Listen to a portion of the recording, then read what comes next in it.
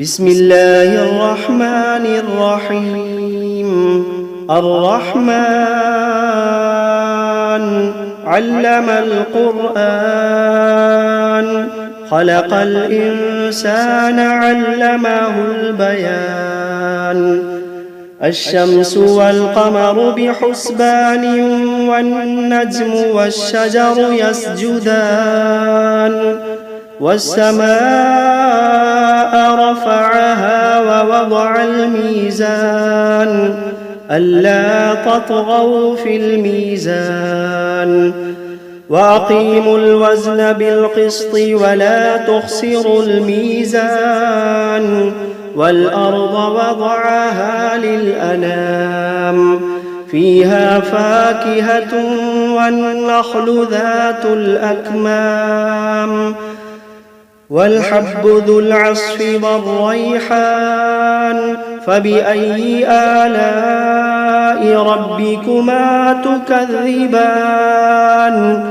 خلق الإنسان من صلصال كالفخار، وخلق الجان من مارج من نار. فبأي آلاء ربكما تكذبان. رب المشرقين ورب المغربين، فبأي آلاء ربكما تكذبان. مرج البحرين يلتقيان، بينهما برزخ لا يبغيان. فبأي آلاء ربكما تكذبان. يخرج منهما اللؤلؤ والمرجان، فبأي آلاء ربكما تكذبان. وله الجوار المنشآت في البحر كالأعلام، فبأي آلاء ربكما تكذبان. كل من عليها فان، ويبقى وجه ربك ذو الجلال والإكرام. فبأي آلاء ربكما تكذبان. يسأله من في السماوات والأرض كل يوم هو في شأن. فبأي آلاء ربكما تكذبان. سنفرغ لكم أيها الثقلان، فبأي آلاء ربكما تكذبان. يا معشر الجن والإنس إن استطعتم أن تنفذوا من أقطار السماوات والأرض فانفذوا، لا تنفذون إلا بسلطان. فبأي آلاء ربكما تكذبان. يرسل عليكما شواظ من نار ونحاس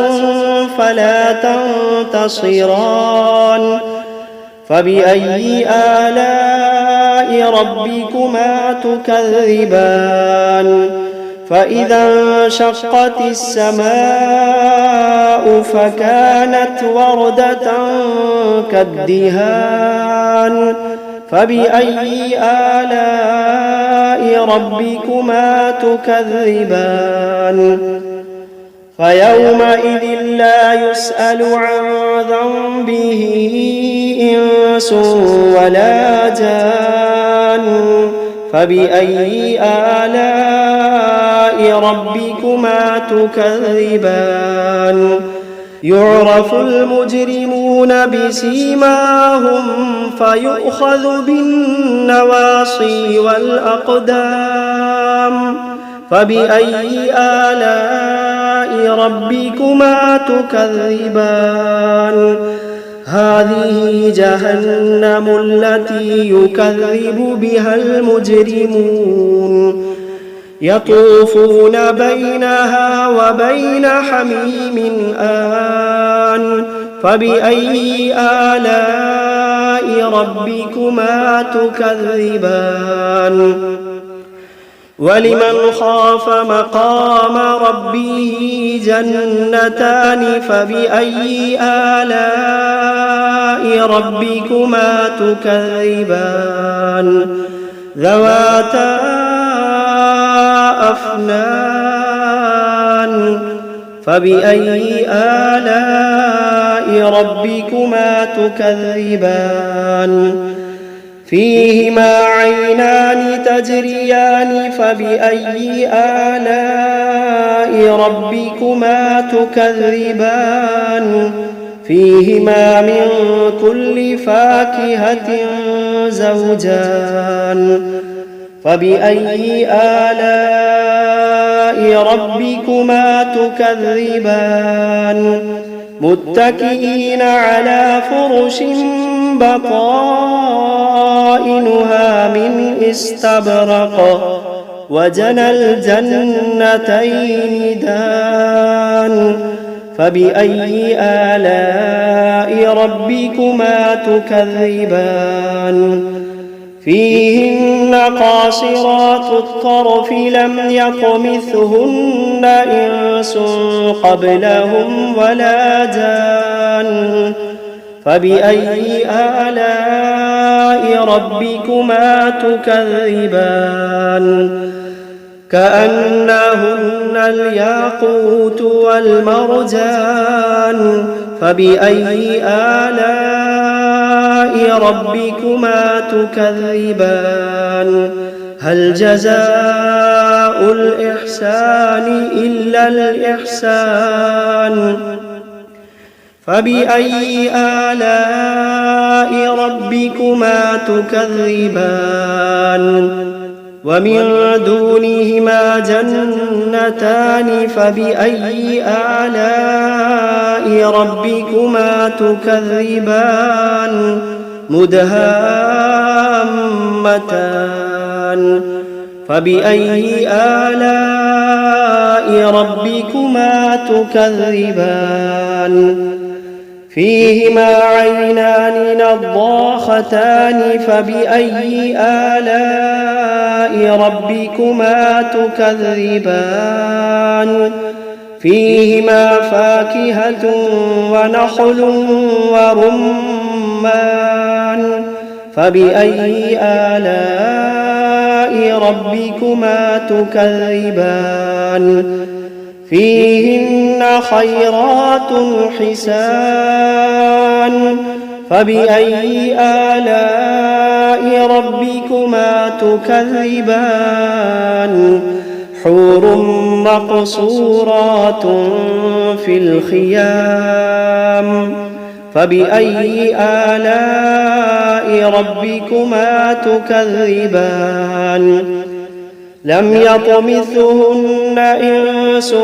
قبلهم ولا جان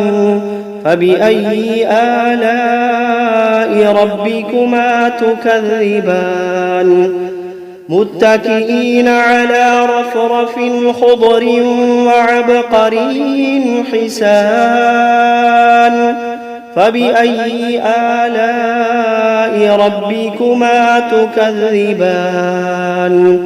تبارك اسم ربك ذي الجلال والإكرام بسم الله الرحمن الرحيم تبارك الذي بيده الملك وهو على كل شيء قدير الذي خلق الموت والحياة ليبلوكم أيكم أحسن عملا وهو العزيز الغفور الذي خلق 7 سماوات طباقا ما ترى في خلق الرحمن من تفاوت فارجع البصر هل ترى من فطور ثم ارجع البصر كرتين ينقلب إليك البصر خاسئا وهو حسير ولقد زينا السماء الدنيا بمصابيح وجعلناها رجوما للشياطين وأعتدنا لهم عذاب السعير وللذين كفروا بربهم عذاب جهنم وبئس المصير إذا ألقوا فيها سمعوا لها شهيقا وهي تفور تكاد تميز من الغيظ كلما ألقي فيها فوج سألهم خزنتها ألم يأتكم نذير قالوا بلى قد جاءنا نذير فكذبنا وقلنا ما نزل الله من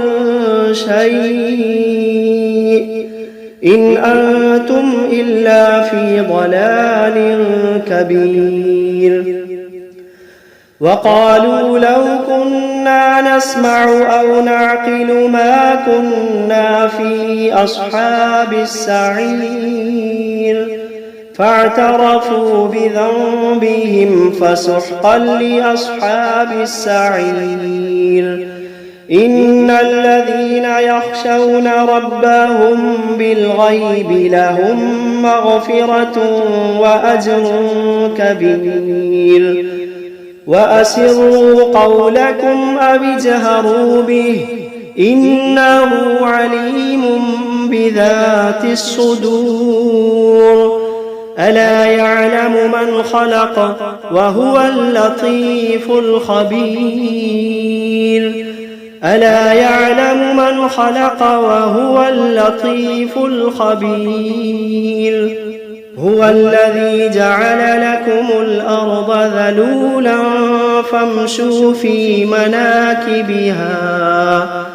فامشوا في مناكبها وكلوا من رزقه وإليه النشور أأمنتم من في السماء أن يخسف بكم الأرض فإذا هي تمور أم أمنتم من في السماء أن يرسل عليكم حاصبا فستعلمون كيف نذير ولقد كذب الذين من قبلهم فكيف كان نكير أولم يروا إلى الطير فوقهم صافات ويقبضن ما يمسكوهن إلا الرحمن إنه بكل شيء بصير أمن هذا الذي هو جند لكم ينصركم من دون الرحمن إن الكافرون إلا في غرور أمن هذا الذي يرزقكم إن أمسك رزقه بل لجوا في عتو ونفور أفمن يمشي مكبا على وجهه أهدى أمن يمشي سويا على صراط مستقيم قل هو الذي أنشأكم وجعل لكم السمع والأبصار والأفئدة قليلا ما تشكرون قل هو الذي ذرأكم في الأرض وإليه تحشرون ويقولون متى هذا الوعد إن كنتم كنتم صادقين قل إنما العلم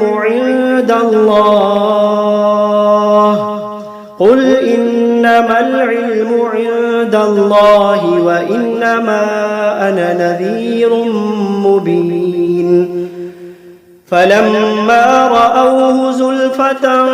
سيئت وجوه الذين كفروا وقيل هذا الذي كنتم به تدعون قل أرأيتم إن أهلكني الله ومن معي أو رحمنا فمن يجير الكافرين من عذاب أليم قل هو الرحمن آمنا به وعليه توكلنا فستعلمون من هو في ضلال مبين قل أرأيتم إن أصبح ماؤكم غورا فمن يأتيكم بماء معين بسم الله الرحمن الرحيم قل أوحي إلي أنه استمع نفر من الجن فقالوا إنا سمعنا قرآنا عجبا يهدي إلى الرشد فآمنا به ولن نشرك بربنا أحدا وأنه تعالى جد ربنا ما اتخذ صاحبة ولا ولدا وأنه كان يقول سفيهنا على الله شططا وأنا ظننا أن لن تقول الإنس والجن على الله كذبا وأنه كان رجال من الإنس يعوذون برجال من الجن فزادوهم رهقا وأنهم ظنوا كما ظننتم أن لن يبعث الله أحدا وأنا لمسنا السماء فوجدناها ملئت حرسا شديدا وشهبا وأنا كنا نقعد منها مقاعد للسمع فمن يستمع الآن يجد له شهابا رصدا وأنا لا ندري أشر أريد بمن في الأرض أم أراد بهم ربهم رشدا وأنا منا الصالحون ومنا دون ذلك كنا طرائق قددا وأنا ظننا أن لن نعجز الله في الأرض ولن نعجزه هربا وأنا لما سمعنا الهدى آمنا به فمن يؤمن بربه فلا يخاف بخسا ولا رهقا وأنا منا المسلمون ومنا القاسطون فمن أسلم فأولئك تحروا رشدا وأما القاسطون فكانوا لجهنم حطبا وأن لو استقاموا على الطريقة لأسقيناهم ماء غدقا لنفتنهم فيه ومن يعرض عن ذكر ربه يسلكه عذابا صعدا وأن المساجد لله فلا تدعوا مع الله أحدا وأنه لما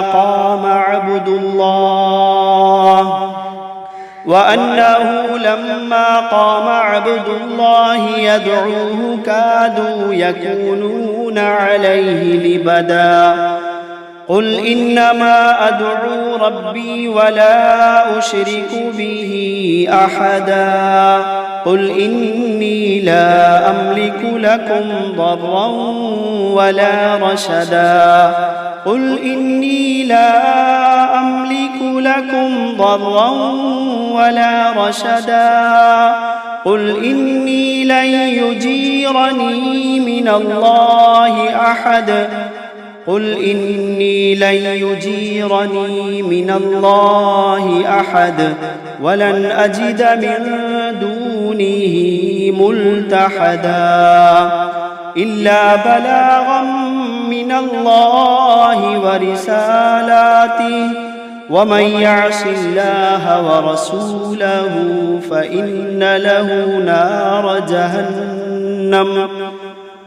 يعص الله ورسوله فإن له نار جهنم خالدين فيها أبدا حتى إذا رأوا ما يوعدون فسيعلمون من أضعف ناصرا وأقل عددا قل إن أدري أقريب ما توعدون أم يجعل له ربي أمدا عالم الغيب فلا يظهر على غيبه أحدا إلا من ارتضى من رسول فإنه يسلك من بين يديه ومن خلفه رصدا ليعلم أن قد أبلغوا رسالات ربهم وأحاط بما لديهم وأحصى كل شيء عددا.